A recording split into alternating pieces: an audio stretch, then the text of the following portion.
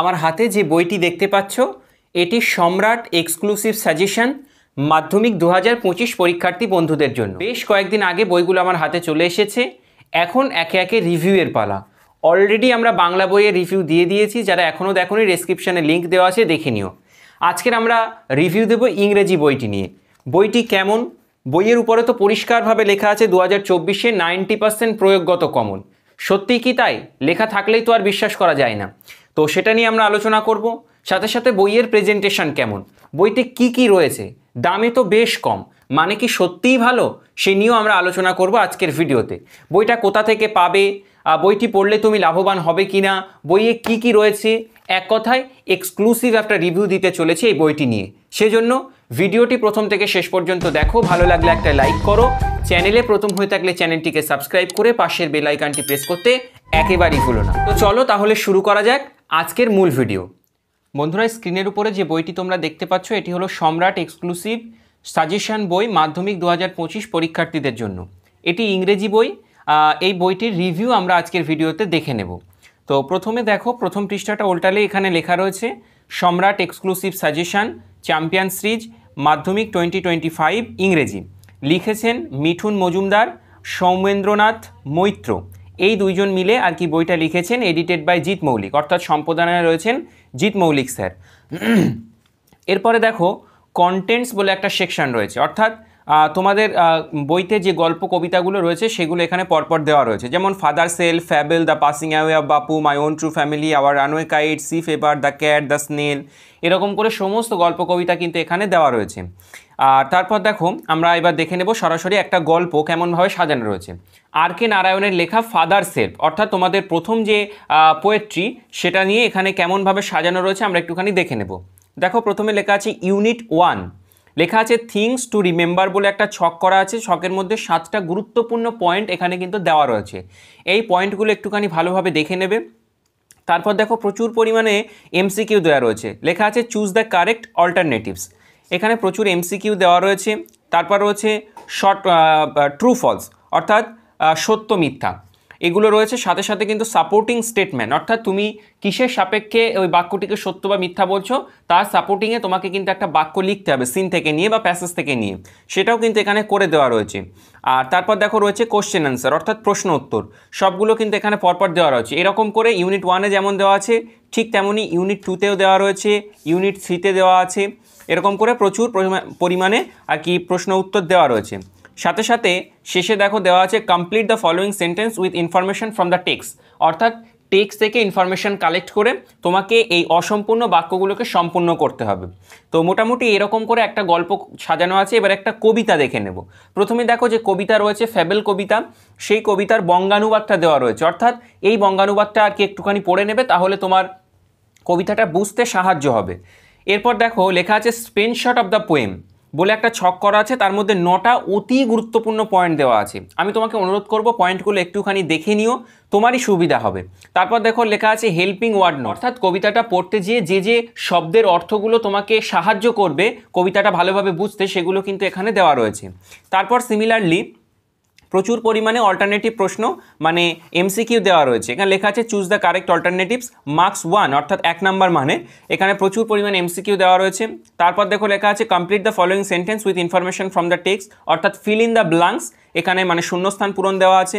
তারপর লেখা আছে রাইট টি, অর্থাৎ true for true statement and false for false statement with supporting, অর্থাৎ সত্য মিথ্যা নির্বাচনের কথা বলা হয়েছে। তারপর দেখো লেখা আছে write the answer of the following question, অর্থাৎ প্রশ্ন উত্তর দেওয়া রয়েছে। প্রচুর পরিমাণে প্রশ্ন উত্তর আছে, তোমরা একটুখানি দেখে নিও। তো মোটামুটি এইরকম করে গল্প আর কবিতা সবগুলো সাজানো রয়েছে। এবার আমরা একটু দেখে নেব আনসিন পোর্শন, তারপর গ্রামার, তারপর রাইটিং স্কিল। 54 পৃষ্ঠাতে আনসিন রয়েছে।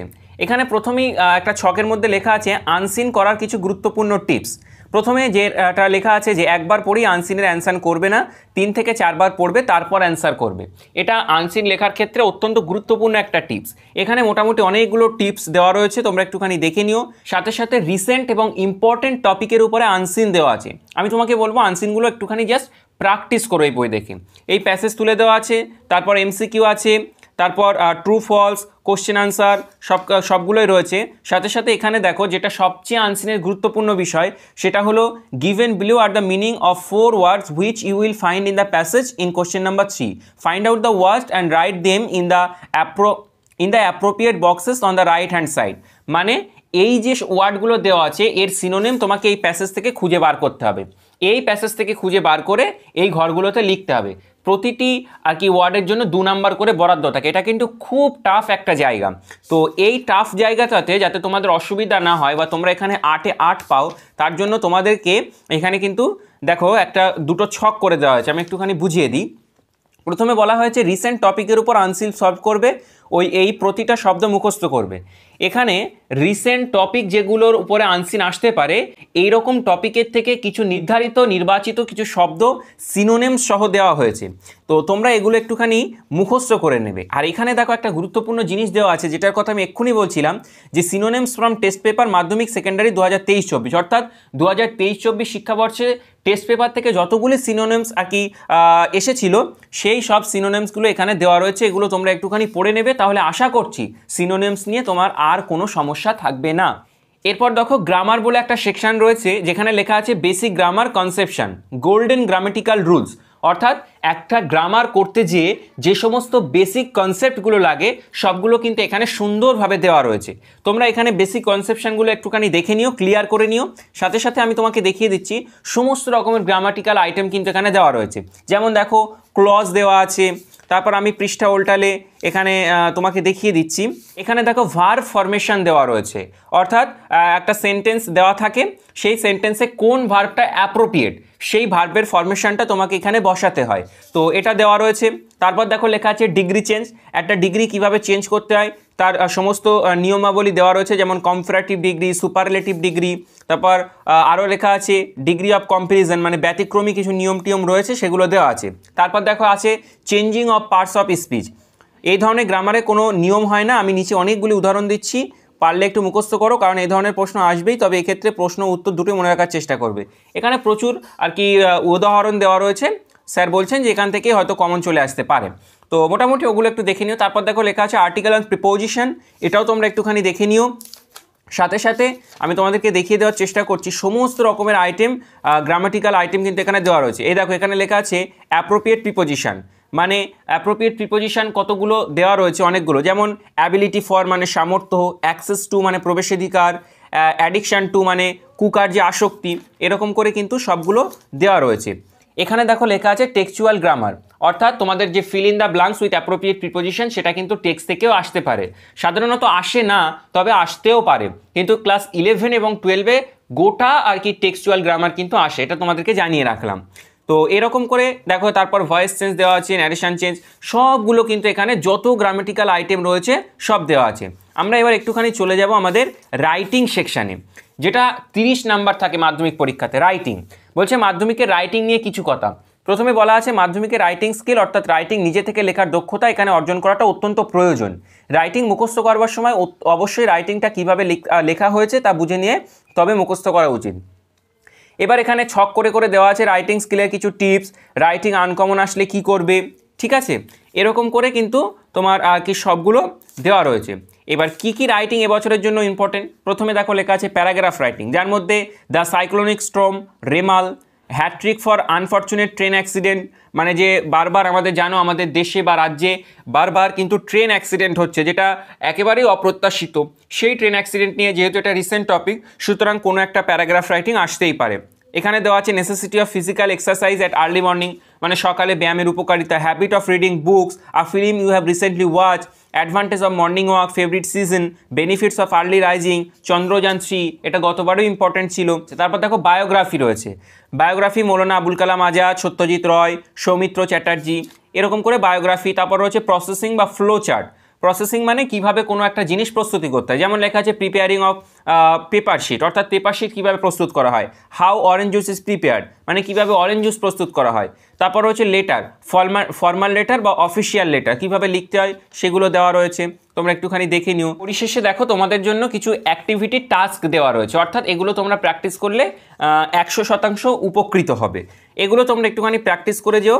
আর লাস্ট একদম বইয়ের লাস্ট পৃষ্ঠাতে দেখো লেখা আছে কৃতীদের পাতা, রৌনক ঘোষ 8 র্যাঙ্ক করেছিল মাধ্যমিক 2024-এ। সেই ভাই তোমাদের জন্য কিন্তু একটা আর কি লেটার লিখে দিয়েছে, তোমরা একটুখানি এটা পড়ে নিও। আর মোটামুটি ওভারঅল বইটা যা দেখালাম এর চেয়েও ভালো লাগবে যদি তুমি বইটা সংগ্রহ করো। আমি তোমাকে অনুরোধ করব দোকানে যাও, গিয়ে বইটা একটুখানি উল্টে পাল্টে দেখো, তোমার ভালো লাগলে তবেই বইটা কালেক্ট করো। আর ভিডিওর শেষ অংশে বইয়ের মূল্য সম্পর্কে একটুখানি তোমাদেরকে জানিয়ে দিই। বইয়ে দেখো এখানে লেখা আছে, খুব ভালোভাবে যদি তোমরা দেখতে পাও, এখানে লেখা আছে প্রিন্টেড প্রাইস মানে 150 অর্থাৎ 150 টাকা। এটার উপরে কিন্তু একটা বড়সড় ডিসকাউন্ট পাবে, 50% ডিসকাউন্ট পাবে যদি তুমি মৌলিক লাইব্রেরির নিজস্ব বিক্রয় কেন্দ্র থেকে কেনো, যেটা কলেজ স্ট্রিট কলকাতাতে অবস্থিত, সেখান থেকে কিনলে। আর যদি তুমি বাড়ির পাশ থেকে বা অন্য কোনো দোকান থেকে কেনো তাহলে মোটামুটি 30 বা 40% মতো ডিসকাউন্ট পেয়ে যাবে। যাই হোক, এই ছিল আজকের ভিডিও। গোটা বইটা নিয়ে আমরা রিভিউ দিয়ে দিলাম। কেমন লাগলো ভিডিওটি তা অবশ্যই আমাকে কমেন্টে লিখে জানিও। অবশ্যই লিখে জানিও বইটা তোমার পড়ে কেমন লেগেছে। যাই হোক, ভালো থেকো, সুস্থ থেকো, মন দিয়ে পড়াশুনো করো। তোমার সাফল্য কামনা করে ভিডিও শেষ করলাম। Thank you.